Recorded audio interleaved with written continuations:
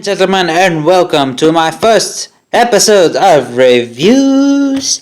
So, today, what are we gonna review? This mini USB fan. I bought this on my local shopping center. It was actually pretty cheap. Not sure if it could be considered cheap. It was 10 euros. I don't know, cheap, anyways. So, why am I talking about this? Because I'm bored and I don't have anything else to talk about. So, let's review this. So, what are my opinions on this thing? It's great. Pretty great, but we are going to talk about, so I'm going to show you first the package. As you can see, not much to say. Besides what you can read, it has quite strong winds, as it say. Okay, let's get to the van. Here it is, the mini USB van. So, how great is this? Great. For the price it was pretty damn great. It does have some issues that I have to talk about that make this thing go from what could possibly be a 10 to a 8.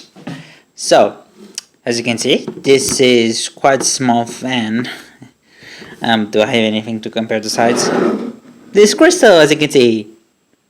Okay, you probably don't know this, but how can I measure up? This thing is quite small, okay?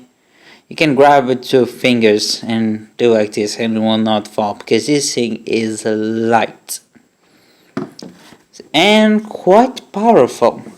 This thing has 3 forms. The first one, as you can see, you can probably hear the sound, but this thing is strong. This is only the first setting. I cannot really show you a good way to tell you how long this can go, but it's pretty decent.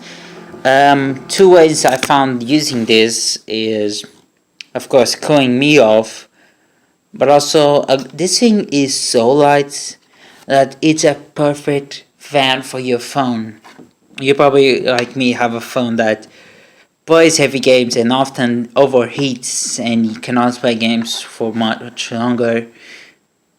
I do not have this issue. This fan is so strong at the first setting, it can keep my phone from overheating quite well. And this is and it's amazing. And this is just the first setting. The other settings I would show you, but they are pretty much a stronger winds. The distance this thing can go, it's like, I'd say the same distance as your arm. Basically, it can be pretty far, and you can still feel the wind, but not as strong. What are the things I want to say? Okay, so the reason why I say this thing is an 8 rather than a 10, it's because of this light that's probably gonna bugging you for a while. Let me see if I can filter it. For every time this thing has a battery on itself, it will have this thing indicating it has a battery. I cannot turn this off. I've searched up the menu, which is pretty much non-existing. How the menu came on the box, so yeah. But I cannot turn off. The only way I can turn off the light is by removing the battery, which actually I should have talked about it well. This battery is huge. It can last a long time. I've played like an hour on this, and remember, this thing is constantly turning, plus it has the lights while you're on, which again, it would waste a lot of battery, so it can last a long time. So that's one of the issues. The second issue that I found out, if the fan is on and you have you cover the hand, you cannot feel the wind. It does not come out. You see? So that's the petty issues that I have. This was my review for this mini USB fan. There's not much to talk about it. I definitely do like it. I use it a lot. It's so hot, so it's probably good.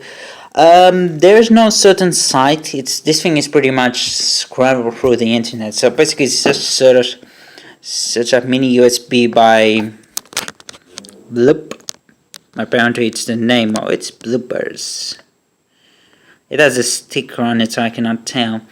But anyways, hope you guys enjoyed this video, and see you all next time.